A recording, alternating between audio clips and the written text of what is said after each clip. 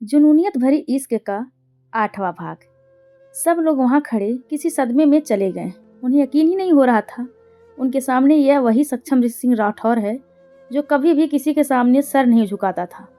आज वही सक्षम सिंह राठौर एक मामूली सी लड़की के लिए अपना सर झुका रहा था। उस आदमी को अपने सामने इस तरीके से बैठकर देखकर प्रिया को पता नहीं लेकिन अच्छा नहीं लग रहा था। उसका मन जैसे बेचैन हो रहा था, लेकिन वह नहीं जानती थी उसके साथ ऐसा क्यों हो रहा है। तभी अचानक से उसे अपना सर घूमता हुआ सा महसूस हुआ और उसकी आंखों के सामने अंधेरा छाने लगा। वह कुछ समझती अगले ही पलों बेहोश होकर जमीन पर गिर गई। कुछ गिरने की आवाज़ सुनकर सक्षम और बाकी लोगों ने प्रिया की तरफ देखा तो शॉक्ड रह गए। कुछ घंटों बाद प्रिया ने जब अपनी आंखें खोली तो उसने खुद को अपने कमरे में पाया।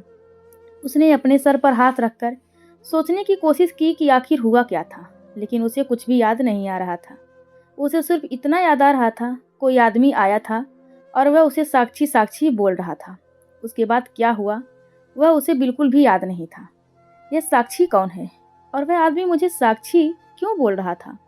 प्रिया ने सोचा और कुछ याद करने की कोशिश की, लेकिन जितना वो याद करने की कोशिश कर रही थी उतना ही उसके सर में दर्द हो रहा था। प्रिया अभी यही सब सोच रही थी, तभी उसके कमरे में अविरल, शैलेश और जिया आए। प्रिया को होश में देखकर तीनों के होठों पर मुस्कान आ गई। जिया जी प्रिया के पास आकर उसके सर पर प्यार से अपना हाथ फेरते हुए बोली, प्रिया बेटा, अब कैसी हो तुम?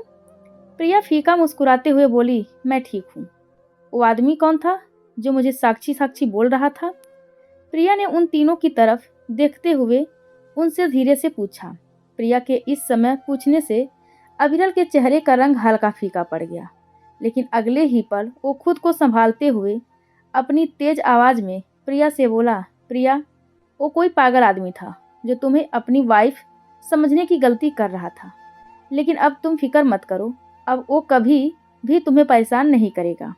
अविरल की बात सुनकर शैलेश ने तो कुछ नहीं कहा, लेकिन जिया हल्के से गुस्से में अविरल को घूरते हुए बोली, बेटा, यह कौन सा तरीका है बात करने का? और जो भी हुआ बस एक गलतफहमी के चक्कर में हुआ। उसे लगा कि प्रिया उसकी बीवी है। जब दोनों की शक्ल एक जैसी है तो किसी को भी यह गलतफहमी हो सकती है, तो उसमें उस बेचारी की क्या गलती? जिया की बात सुनकर शैलेश गुस्से में उनसे बोले, जो भी हो, लेकिन उसकी वजह से मेरी प्रिया की एंगेजमेंट खराब हुई है और इसके लिए मैं कभी भी उसे माफ़ नहीं करूँगा। बोलकर शैलेश गुस्से में कमरे से बाहर चले गए और जिया भी प्रिया के सर पर हाथ फेरकर वहां से चली गईं। अब कमरे में सिर्फ अविरल और प्रिया बचे हुए थे। ना चाहते हुए भी बार बार प्रिया की आंखों के सामने सक्षम का चेहरा आ रहा था। उसका उसे टच करना, उसका गले लगाना, सब कुछ उसे याद आ रहा था। पता नहीं क्यों पर उसे सक्षम का टच बहुत जाना पहचाना लगा। ऐसा लग रहा था जैसे वो उसे जानती है। प्रिया अपने इन्हीं ख्यालों में खोई हुई थी। तभी उसके कानों में किसी की गुस्से बड़ी आवाज पड़ी, क्या सोच रही हो तुम? प्रिया अचानक से सकपका गई और जल्दी से बोली, कुछ नहीं, मैं तो बस। प्रिया अभी यह बोल ही रही थी, तभी अविरल उसे गुस्से में घूरते हुए बोला, चुपचाप आराम करो। प्रिया ने अविरल की तरफ देखा और ना जाने उसे क्या हुआ कि वो बोली, वो आदमी कौन था जो मुझे सबके सामने? प्रिया भी बोल ही रही थी कि अविरल गुस्से में उसके पास आया और गुस्से में उसके दोनों गालों को दबाते हुए गुस्से में चिल्ला कर बोला, तुझे उसकी बड़ी फिक्र हो रही लगता है, क्या है वो तेरा? दर्द से प्रिया की आंखों से आंसू बहने लगे और वो अविरल के हाथों से अपने मुंह को छुड़ाते हुए बोली, मुझे दर्द हो रहा है, प्लीज छोड़ो। अविरल ने गुस्से में उसकी आंखों में देखा और वार्निंग देते हुए बोला, एक बात याद रखना प्रिया, आइंदा मैंने तुम्हारे मुंह से किसी भी आदमी का नाम सुन लिया तो मुझसे बुरा कोई नहीं होगा। बोलकर अविरल ने उसके मुंह को छोड़ा और गुस्से में कमरे से बाहर चला गया। अगला दिन सक्षम जब अपने घर पर आया तो देखा उसके पापा गुस्से में सोफे पर बैठे हुए थे। सक्षम सीधा अपने कमरे में जाने लगा, तभी पीछे से उसके पापा की आवाज़ आई, सक्षम, मैं यह क्या सुन रहा हूँ बेटा? अपने पापा की आवाज़ सुनकर सक्षम के कदम रुक गए और वो उनकी तरफ देखकर बिना एक्सप्रेशन के बोला, आई एम सॉरी पापा, लेकिन आप मेरा विश्वास कीजिए, मेरा दिल बोल रहा है कि वह मेरी साक्षी है और मैं अपनी साक्षी को पहचानने में कभी धोखा नहीं खा सकता। कहते हुए सक्षम की आंखों में आंसू आ गए। पापा सक्षम के कंधे पर हाथ रखकर उसे समझाते हुए बोले, बेटा, मैं तेरे दिल का हाल समझ रहा हूँ, लेकिन जो कल तूने किया वह भी तो ठीक नहीं। अपने पापा की बात सुनकर सक्षम गुस्से में अपने दोनों हाथों की मुट्ठियां भींचते हुए बोला, आई एम सॉरी पापा, लेकिन मैं साक्षी की किसी और के साथ इंगेजमेंट होते हुए नहीं देख सकता। वो मेरी वाइफ है, सक्षम सिंह राठौर की, और उसे मेरे पास आना ही होगा। बोलकर सक्षम गुस्से में अपने कमरे में चला गया और उसके पापा उसे रोकते ही रह गए। सक्षम अपने कमरे में आकर सीधा अपने वॉशरूम में वॉश बेसिन के पास जाकर मिरर के सामने खड़ा हो गया और खुद को देखने लगा। उसकी आंखों के सामने बार बार साक्षी का चेहरा आ रहा था। सक्षम ने वॉश बेसिन का नल ऑन किया और अपने हाथों में पानी लेकर अपने चेहरे पर छींटे मारने लगा। उसके कानों में बार बार साक्षी के कहे शब्द गूंज रहे थे कि वह उसे नहीं जानती। सक्षम ने गुस्से में अपनी दोनों आंखों को बंद कर लिया और कुछ सेकंड बाद जब उसने अपनी आंखें खोली तो उसकी आंखों में अलग ही जुनून था। तुम मुझे पहचानो या ना पहचानो, लेकिन मैं तुम्हें पहचान गया कि तुम मेरी साक्षी हो और अब तुम्हें मुझसे कोई दूर नहीं कर सकता। कोई भी नहीं, तुम भी नहीं। कुछ दिन बाद रात का वक्त, मल्होत्रा मेंशन, डाइनिंग टेबल पर बैठे सभी लोग डिनर कर रहे थे। आज प्रिया भी अपनी फैमिली के साथ चुपचाप बैठी डिनर कर रही थी। उसे ऐसे चुप देखकर सभी लोग हैरान थे, लेकिन फिर भी उन्होंने कुछ नहीं कहा और थोड़ी देर बाद डिनर करके अपने अपने कमरे में चले गए। प्रिया अपने रूम में आकर बेड पर बैठ गई। उसका दिल बहुत बेचैन हो रहा था। जितना वह उस आदमी की कही बातों को भूलने की कोशिश कर रही थी, उतनी ही उससे वह बातें और भी ज्यादा याद आ रही थी। प्रिया बैठी अभी यही सब सोच रही थी, तभी उसके कानों में किसी की हल्की हल्की आवाज पड़ी। प्रिया को वह आवाज कुछ जानी पहचानी सी लगी। प्रिया खुद से, ये आवाज तो अविरल की है, बोलकर वो बेड से उठी और धीरे से अपने रूम का डोर खोलकर बाहर आई तो देखा अविरल कॉरिडोर में किसी से फोन पर गुस्से में बात कर रहा था। अविरल, एक काम तुम लोगों से ठीक से नहीं होता, रुको, मैं कुछ देर से में आता हूँ, बोलकर अविरल वहां से जाने लगा। प्रिया ने अपने हाथ में पहनी घड़ी में टाइम देखा तो रात के 9 बज रहे थे।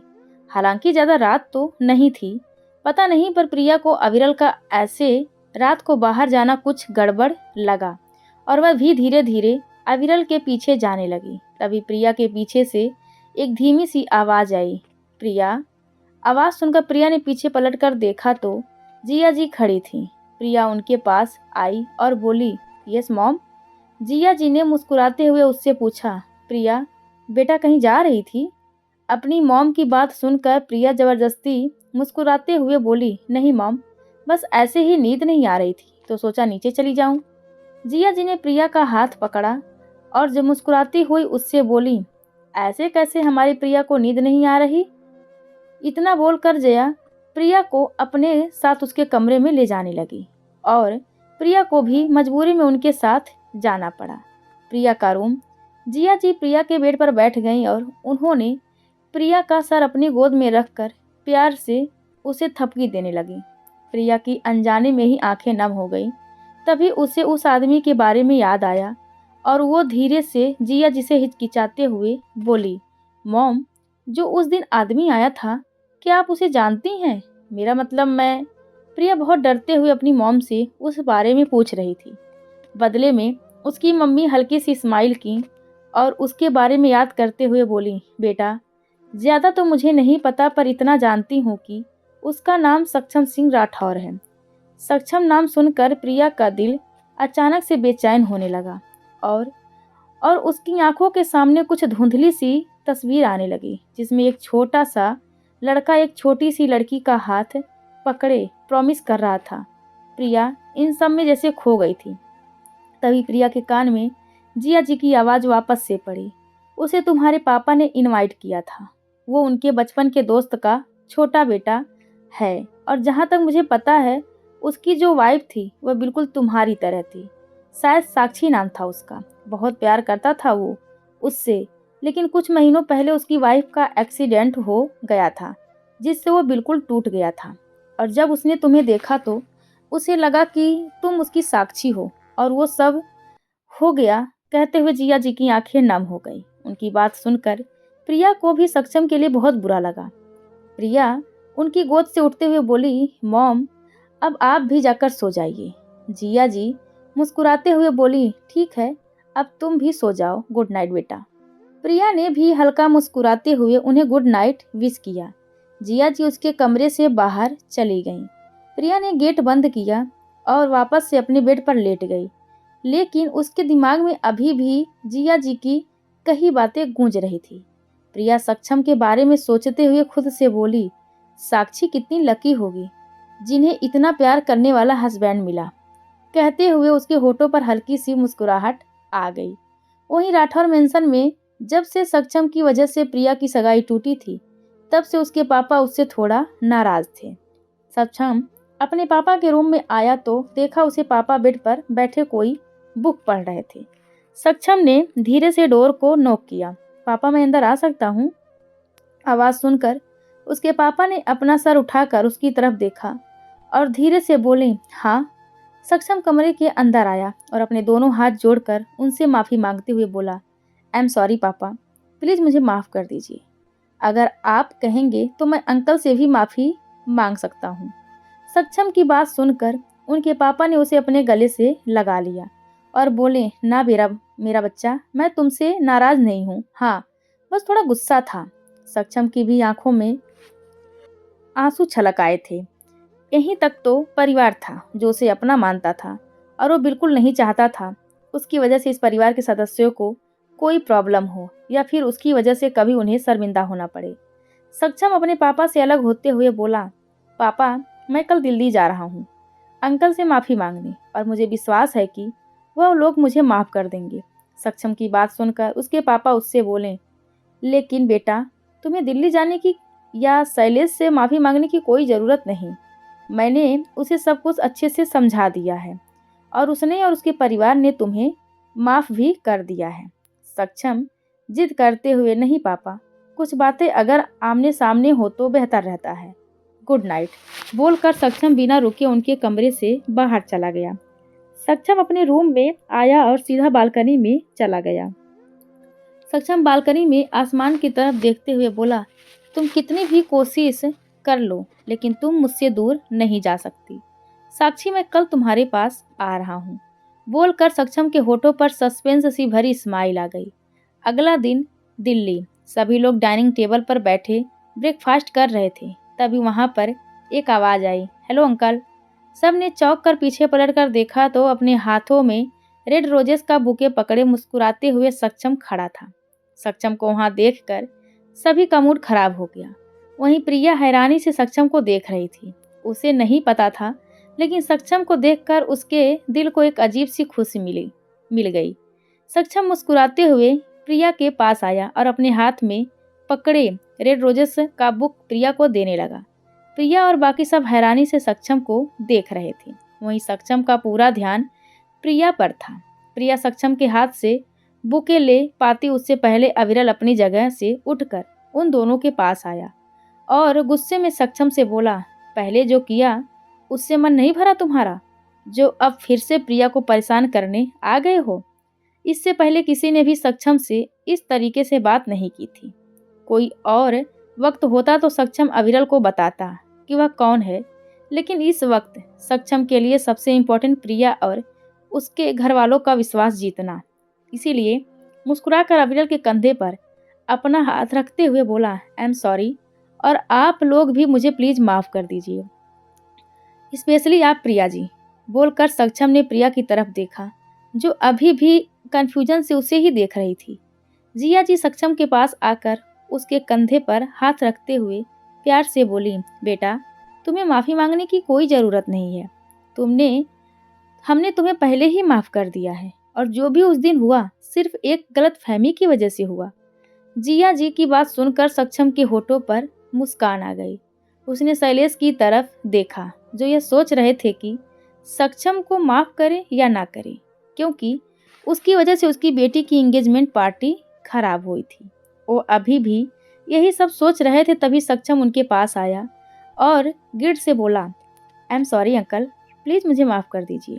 अविरल गुस्से में अपने दांत पीस रहा था और मन ही मन सोच रहा था कि आखिर अचानक सक्षम के यहाँ आने के पीछे कोई वजह तो नहीं। जो भी हो, अगर शैलेश ने उसे माफ़ कर दिया तो उसके लिए बहुत बड़ी प्रॉब्लम हो सकती है और वह यह बिल्कुल नहीं चाहता। इसीलिए शैलेश जी के पास आकर वो उन्हें भड़काते हुए बोला, अंकल आप इसकी बातों में मत आइए, मुझे तो लगता है यह इसका कोई प्लान है। उस दिन देखा था ना आपने कैसे यह प्रिया को अपनी वाइफ बोल रहा था और हम इसकी वजह से आपकी कितनी इंसल्ट हुई। तभी पता नहीं अचानक से प्रिया को क्या हुआ और वह शैलेश जी के पास आकर उनका हाथ पकड़ते हुए बोली, प्लीज़ डैड, सक्षम को माफ़ कर दीजिए। प्रिया को सक्षम की साइड लेता देखकर अविरल ने गुस्से से उसे देखा, लेकिन प्रिया को उस वक्त कोई फर्क नहीं पड़ा और वह वापस से शैलेश जी से बोली, मॉम ने मुझे सब कुछ बता दिया और उनकी जगह कोई और होता तो शायद वह भी ऐसा ही करता, इसीलिए प्लीज़ इन्हें माफ़ कर दीजिए। प्रिया के बार बार रिक्वेस्ट करने पर शैलेश जी ने सक्षम को माफ़ कर दिया और उसे ब्रेकफास्ट करने के लिए बोला, जिसे सक्षम ने मुस्कुराते हुए एक्सेप्ट कर लिया और उन सभी के साथ बैठकर ब्रेकफास्ट करने लगा। ब्रेकफास्ट करते हुए सक्षम की नज़र सिर्फ प्रिया पर थी, जो चुपचाप अपना ब्रेकफास्ट कर रही थी और वहीं अविरल गुस्से में सक्षम को घूर रहा था। ब्रेकफास्ट करते हुए सक्षम जिया जी से बोला, आंटी क्या मैं कुछ दिनों के लिए यहाँ रुक सकता हूँ? वो एक्चुअली क्या है ना, आप लोग तो जानते हो अभी कुछ महीने पहले मेरी वाइफ का एक्सीडेंट हो गया और मुझे उस घर में बिल्कुल भी अच्छा नहीं लग रहा। तभी उसकी बात बीच में काट कर अविरल गुस्से में उससे बोला, हाँ तो अगर तुम्हें अच्छा नहीं लग रहा तो दूसरा घर ले लो। सक्षम को बहुत तेज गुस्सा आया, लेकिन उसने गहरी सांस लेकर अपने गुस्से को कंट्रोल कर लिया, क्योंकि वह नहीं चाहता था उसकी एक गलती उसके पूरे प्लान पर पानी फेर दे। जिया जी मुस्कुराते हुए उससे बोली, हाँ बेटा, इसमें पूछने की क्या बात है, कुछ महीने तुम हमारे साथ रह सकते हो, प्रिया को भी उसकी उम्र का दोस्त मिल जाएगा। जिया जी की बात सुनकर सक्षम के होठों पर स्माइल आ गई। कुछ मिनट बाद सबने ब्रेकफास्ट कर लिया तो सक्षम ने अपना फ़ोन निकालकर किसी को कॉल किया और 2 मिनट के अंदर उसका एक आदमी अपने हाथ में पकड़े लगेज को लेकर अंदर आया और सक्षम के पास आकर खड़ा हो गया। सभी लोग हैरानी से आंखें फाड़े सक्षम को देख रहे थे, क्योंकि किसी को भी उससे ऐसी उम्मीद नहीं थी। सक्षम ने मुस्कुराते हुए अपने लगेज के हैंडल को पकड़ा और जिया जी से पूछा, आंटी मेरा रूम कौन सा है? तभी अविरल गुस्से में उसके पास आया और घूरते हुए उससे बोला, तुम क्या हमेशा के लिए यहाँ रहने आए हो? सक्षम मासूम सा चेहरा बनाते हुए जिया जी से, आंटी क्या आपको कोई प्रॉब्लम है? अगर आप लोगों को कोई दिक्कत है तो मैं आपको आपका किराया दे सकता हूँ।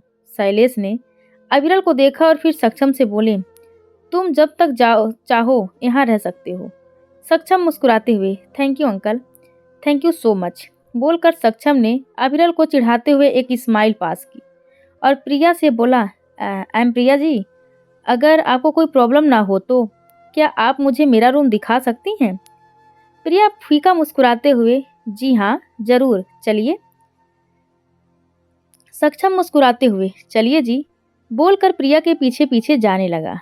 प्रिया सीढ़ियों से चढ़कर सेकंड फ्लोर पर आई और वहां पर बने कमरों में से एक रूम सक्षम को खोलकर दिखाते हुए बोली, यह रहा आपका रूम, कैसा है? सक्षम का पूरा ध्यान प्रिया की तरफ था और वह प्रिया की तरफ देखकर मुस्कुराते हुए बोला, नाइस। प्रिया उसके इस तरह देखने से अनकंफर्टेबल हो गई और वह हल्के गुस्से में सक्षम को देखते हुए बोली, व्हाट? सक्षम जल्दी से बात बदलते हुए बोला, मेरा मतलब रूम बहुत अच्छा है, नाइस।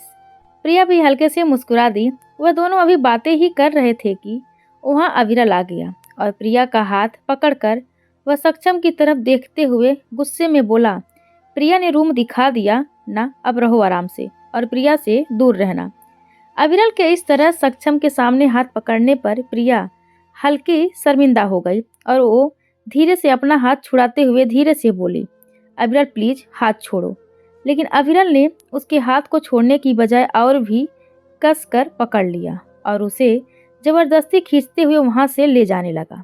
अपनी आंखों के सामने साक्षी के साथ ऐसा व्यवहार देखकर सक्षम को बहुत ज्यादा गुस्सा आ रहा था और वह भी उन दोनों के पीछे पीछे जाने लगा।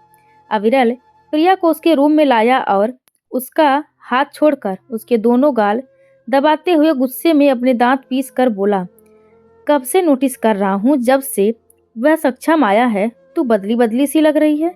एक बात कान खोलकर सुन ले प्रिया, अगर तू सक्षम के आस पास भी भटकी या फिर वो तेरे आस पास भी भटका तो मुझसे बुरा कोई नहीं होगा।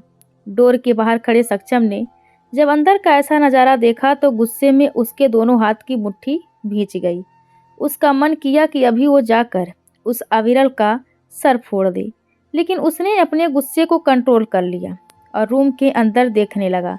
दर्द से प्रिया की आंखें भर आई और वो रोते हुए अविरल से अपना मुंह छुड़ाने की कोशिश करते हुए बोली, क्या बोल रहे हो तुम? ऐसा कुछ भी नहीं है, तुम्हें जरूर कोई गलतफहमी हुई है। अविरल गुस्से में प्रिया को वार्निंग देकर, जब तक वो यहाँ रहेगा तू अपने कमरे से बाहर भी नहीं आएगी और अगर कोई बुलाने आए तो बोल देना कि तेरी तबीयत ठीक नहीं है, समझी? प्रिया ने रोते हुए अपना सर हाँ में हिला दिया। अविरल के होठों पर मुस्कान आ गई और वो प्रिया के गाल छोड़कर उसके एक गाल को सहलाते हुए बोला, गुड बेबी। प्रिया ने कोई जवाब नहीं दिया। अविरल ने उसके आंसू साफ किए और उसे बेड पर बिठाते हुए बोला, मैं अंकल के साथ ऑफिस जा रहा हूँ, तब तक तुम यही कमरे में रहना। प्रिया ने धीरे से अपना सर हाँ में हिला दिया। अविरल मुस्कुराते हुए उसके कमरे से बाहर निकल गया और उसके जाते ही प्रिया की आंखों में आंसू बहने लगे।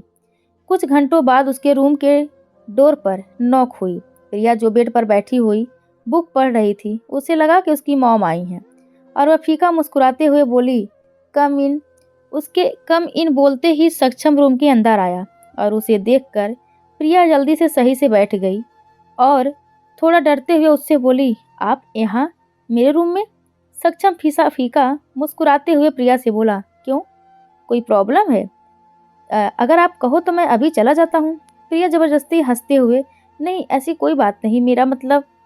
प्रिया की अभी बात पूरी भी नहीं हुई थी कि सक्षम आराम से वहीं लगे सोफे पर बैठ गया और इत्मीनान से प्रिया की तरफ देखते हुए बोला, प्रिया जी, आपके कहने का क्या मतलब है? इससे क्या फर्क पड़ता है, मैं तो बैठ ही गया। सक्षम की बात सुनकर प्रिया हंसे बिना रह नहीं पाई और जोर जोर से हंसने लगी। सक्षम तो जैसे प्रिया की हंसी में खो गया। वही चेहरा, वही रंग रूप, सब कुछ वही। सक्षम तो उसमें जैसे खो सा गया। तभी उसके कानों में प्रिया की आवाज़ पड़ी, जिससे वो अपनी दुनिया में वापस आया। प्रिया, आई एम सॉरी, पर मैं आपसे जानना चाहती थी कि आपकी वाइफ का एक्सीडेंट कैसे हुआ? प्रिया की बात सुनकर सक्षम के चेहरे का रंग हल्का फीका पड़ गया और उसकी वह मुस्कुराहट गायब हो गई। उसे ऐसे देखकर प्रिया को लगा कि उसने उसकी वाइफ के बारे में पूछकर कोई गलती कर दी है और वह तुरंत से माफ़ी मांगते हुए बोली, I am sorry, I did not mean to hurt you, it's okay if you don't want to tell.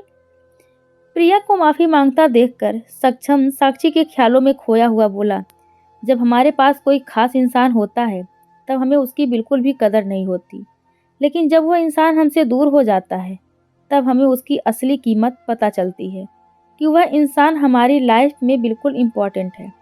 Priya को सक्षम की कोई बात समझ नहीं आई और वह कन्फ्यूजन से उसे देखते हुए बोली, मैं कुछ समझी नहीं, आप दोनों का क्या कोई झगड़ा हुआ था?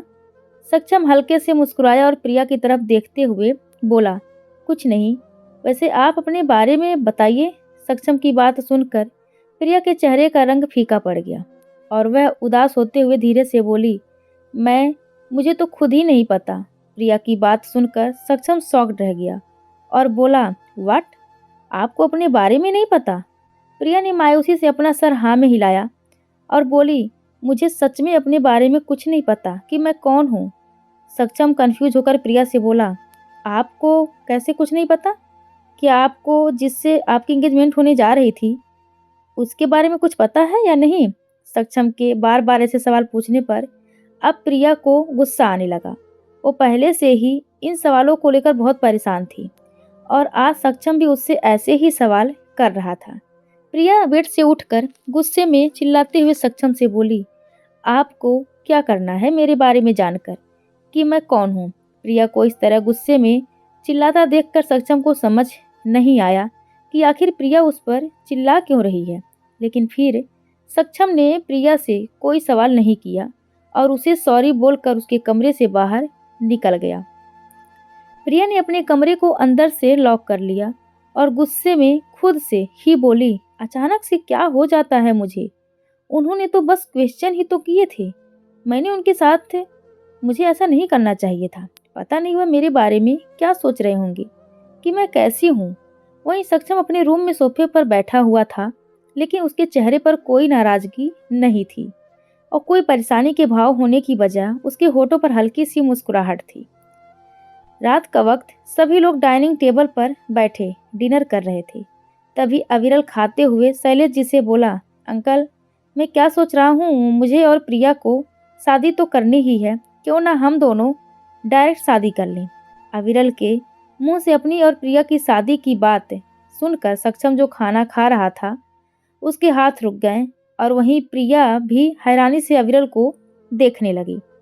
जिया जी अविरल के कंधे पर हाथ रखते हुए उससे बोली, हाँ बेटा, लेकिन इतनी जल्दी क्या है? लेकिन उनकी बात पूरी हो पाती तभी शैलेश जी उनकी बात बीच में काट कर सभी से बोले, मेरे ख्याल से अविरल ठीक कह रहा है और प्रिया की वैसे भी तबीयत भी ठीक नहीं रहती, तो शादी जितनी सिंपल तरीके से होगी उतना ज़्यादा अच्छा रहेगा। शैलेश जी की बात सुनकर सक्षम के हाथ की मुट्ठियाँ गुस्से में भीज गईं। तभी प्रिया शैलेश जी से बोली, हिम्मत करके थोड़ी बोलती है, आई एम सॉरी डैड, पर मैं अभी शादी के लिए रेडी नहीं हूँ। प्रिया के साफ इनकार करने पर अविरल गुस्से में उसकी तरफ देखने लगा। अविरल को इस तरह गुस्से में अपनी तरफ देखता देखकर प्रिया थोड़ा डरते हुए बोली, मेरा मतलब कि कुछ जल्दी नहीं है।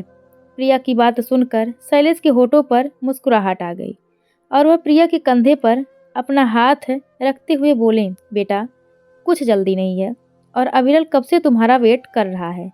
प्रिया ने कुछ नहीं कहा और अपनी चेयर से उठकर सीढ़ियों से ऊपर जाने लगी। सक्षम भी सभी से हल्का मुस्कुराते हुए बोला, मेरा भी हो गया, मैं अपने रूम में जा रहा हूँ। बोलकर सक्षम भी सीढ़ियों से ऊपर चला गया। प्रिया अपने कमरे में बेड पर बैठी रो रही थी। तभी किसी ने उसका हाथ पकड़कर झटके से उसे जमीन पर खड़ा कर दिया।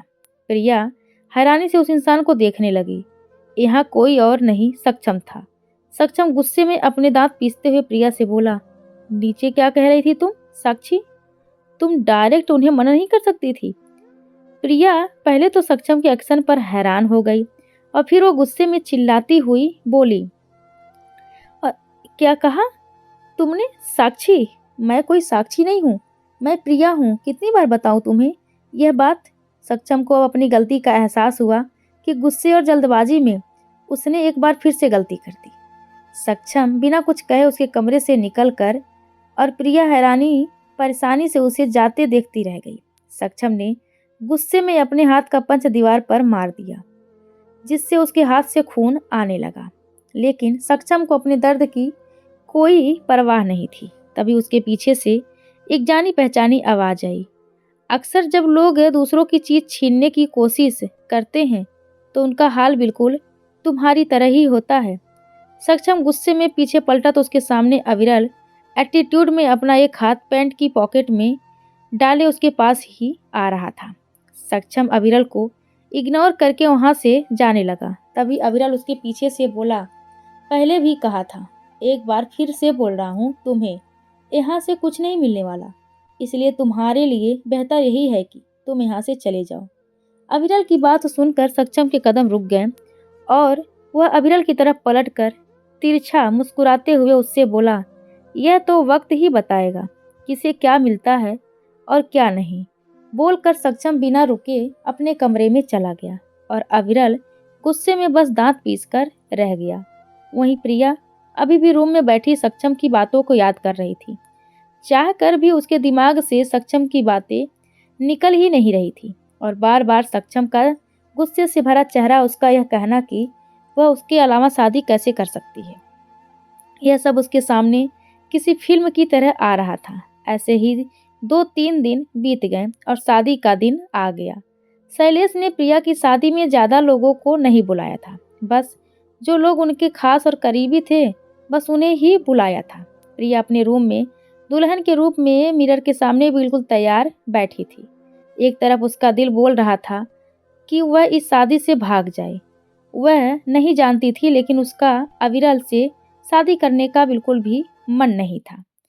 ये अविरल के बिहेवियर से या फिर सक्षम की कही बातों से, यह बताना मुश्किल था। तभी रूम में जिया जी और शैलेश आए। प्रिया उन दोनों को देखकर उन दोनों के पास आई और इमोशनल होकर उन दोनों के गले से लग गई। प्रिया के गले लगते ही वो लोग भी अपने आंसुओं को रोक नहीं पाए और उनकी भी आंखों में से आंसू बहने लगे। प्रिया उनकी इकलौती और लाडली बेटी थी। उन्होंने कभी भी प्रिया को किसी भी चीज़ के लिए कभी मना नहीं किया था और आज उसकी शादी के वक्त उन दोनों को ही ऐसा लग रहा था जैसे कोई उनके कलेजे का टुकड़ा ले जा रहा है। कुछ मिनट बाद शैलेश और जिया दोनों ने ही प्रिया को खुद से अलग किया और जिया जी प्यार से प्रिया के माथे पर किस करते हुए बोली, बहुत खूबसूरत लग रही है मेरी बेटी, किसी की नज़र ना लगे। बोलकर उन्होंने अपने काजल से प्रिया के कान के पीछे छोटा सा टीका लगा दिया। तभी शैलेश जी प्रिया के सर पर हाथ रखते हुए बोले, बेटा शादी का मुहूर्त हो गया, अब हमें नहीं चलना चाहिए। शैलेश जी की बात पर प्रिया ने धीरे से अपना सर हिला दिया और शैलेश और जिया जी दोनों प्रिया को नीचे मंडप में ले जाने लगे। प्रिया के गार्डन के पास पहुंचते ही उसके ऊपर फूलों की बरसात होने लगती है, लेकिन प्रिया के चेहरे पर फिर भी कोई एक्सप्रेशन नहीं आते। प्रिया की नज़रें झुकी हुई थी। शैलेश प्रिया का हाथ अविरल के हाथ में देते हुए बोलते हैं, बेटा आज से प्रिया तुम्हारी हुई। अविरल ने धीरे से अपना सर हिला दिया। उसने पीच कलर की शेरवानी पहनी हुई थी और चेहरे पर सेहरा लगा हुआ था, जिस वजह से उसका चेहरा बिल्कुल भी दिखाई नहीं दे रहा था। लेकिन अविरल के उसका हाथ पकड़ते ही प्रिया को कुछ अजीब सा लगा और उसकी आंखों के सामने सक्षम का चेहरा आने लगा। प्रिया का दिल अचानक से उसे देखने के लिए बेचैन होने लगा। तभी अविरल प्रिया का हाथ पकड़कर मंडप में ले आया। पंडित जी, वरमाला का वक्त हो गया है, बोलकर वरमाला का थाल उन दोनों की तरफ कर देते हैं। अविरल वरमाला लेकर प्रिया के गले में पहना देता है। प्रिया जैसे ही अविरल को वरमाला पहनाने के लिए अपना हाथ ऊपर करती है, अविरल तुरंत अपना सर नीचे झुका लेता है। यह देखकर वहाँ खड़े लोग मुस्कुरा देते हैं और प्रिया अविरल को वरमाला पहना देती है। फिर दोनों अपनी अपनी जगह पर बैठ जाते हैं और पंडित जी मंत्र पढ़ना स्टार्ट कर देते हैं। और फिर पंडित जी कन्यादान के लिए शैलेश जी को मंडप में बुलाते हैं। शैलेश जी प्रिया का कन्यादान करते हैं और अपनी भीगी पलकों को पोंछकर मंडप से नीचे उतरकर जिया के पास चले जाते हैं। उसके बाद पंडित जी दोनों को फेरे लेने के लिए बोलते हैं। अविरल तो जल्दी से खड़ा हो जाता है, लेकिन प्रिया तो दूसरी दुनिया में खोई हुई थी और ना ही उसे पंडित जी की बात सुनाई दे रही थी। तभी अविरल ने धीरे से उसके हाथ को पकड़कर उसे खड़ा किया और फेरे लेने लगा। 4 फेरे खत्म होने के बाद प्रिया आगे आ गई और फेरे लेने लगी। फेरे खत्म होने के बाद दोनों अपनी जगह पर बैठ गए। पंडित जी अविरल को मंगलसूत्र देते हुए उससे बोलते हैं, वधू को मंगलसूत्र पहनाइए। अविरल ने पंडित जी के हाथ से मंगलसूत्र लेकर प्रिया के गले में पहना दिया। उसके बाद पंडित जी अविरल को सिंदूर की डिब्बी देते हुए बोलते हैं, वधू की मांग भरिए। अविरल उसके सिक्के से सिंदूर लेकर प्रिया की मांग में भरने लगता है। तभी वहाँ पर एक जोरदार आवाज़ गूंजती है, तेरी हिम्मत कैसे हुई मेरी जगह बैठकर प्रिया से शादी करने की। उस आवाज़ को सुनकर सभी लोग चौंक गए और सभी लोग अपना सर घुमाकर पीछे देखते हैं तो उनके सामने अविरल खड़ा अपनी लाल आंखों से मंडप में अपनी जगह पर बैठे दूल्हे को देख रहा था। सभी के मन में यही सवाल चल रहा था कि अगर अविरल यहाँ पर है तो मंडप में कौन है जिससे प्रिया की शादी हो रही है। तभी पंडित जी एक बार फिर से वधू की मांग में सिंदूर भरने को बोलते हैं। दूल्हा जल्दी से प्रिया की मांग में सिंदूर भर देता है और पंडित जी मुस्कुराते हुए उन दोनों से बोलते हैं, आपका विवाह संपन्न हुआ, आज से आप दोनों पति पत्नी हैं। पंडित जी की बात सुनकर अविरल गुस्से में बौखला गया और चिल्लाते हुए पंडित जी से बोला, आपका दिमाग खराब हो गया है? जब दूल्हा यहाँ है तो शादी कैसे हो सकती है? अविरल का गुस्सा देखकर पंडित जी थोड़ा डर गए और डरते हुए बोले, लेकिन यजमान, इन दोनों का ही विवाह पूर्ण रूप से संपन्न हो गया है और अब यह दोनों पति पत्नी है। इसमें हम या आप अब कुछ नहीं कर सकते। वहीं प्रिया तो स्टैचू की तरह खड़ी थी। उसकी आंखों से आंसू बह रहे थे। उसे कुछ भी समझ में नहीं आ रहा था आखिर उसके साथ हो क्या रहा है। वहीं सभी मेहमान उन तीनों को देखकर बातें बना रहे थे। शैलेश जी ने अपने हाथ जोड़कर सभी मेहमानों को विदा किया और उसके बाद चिल्लाते हुए दूल्हे से बोले, तुम हो कौन और तुम्हारी हिम्मत भी कैसे हुई मेरी बेटी से शादी करने की? शैलेश जी के इतना कहते ही सक्षम ने अपना सेहरा निकाल कर जमीन पर फेंक दिया। सभी लोग शॉक्ड होकर सक्षम को देखने लगे। वहीं सक्षम को देखकर प्रिया के पैरों तले से जमीन खिसक गई। अविरल गुस्से में मंडप के पास आया और उसने सक्षम को मारने के लिए जैसे ही अपना हाथ बढ़ाया, तभी सक्षम ने उसका हाथ पकड़ लिया और गुस्से में अपने दांत पीसते हुए बोला, सक्षम सिंह राठौर सिर्फ एक बार वार्निंग देता है, दूसरी बार जो हाथ सक्षम राठौर की तरफ होता है वह उसे तोड़ देता है, इसलिए अपना हाथ अपने काबू में रखो। बोलकर सक्षम ने गुस्से में अविरल का हाथ झटक दिया, जिससे अविरल खुद को संभाल नहीं पाया और लड़खड़ा कर नीचे गिर गया। शैलेश जी ने जल्दी से अविरल को संभाला और गुस्से में अपने दांत पीसते हुए सक्षम से बोले, अभी के अभी निकल जाओ यहाँ से। पहले मैंने तुम्हारी नादानी समझकर तुम्हें माफ़ कर दिया था, लेकिन इस बार नहीं।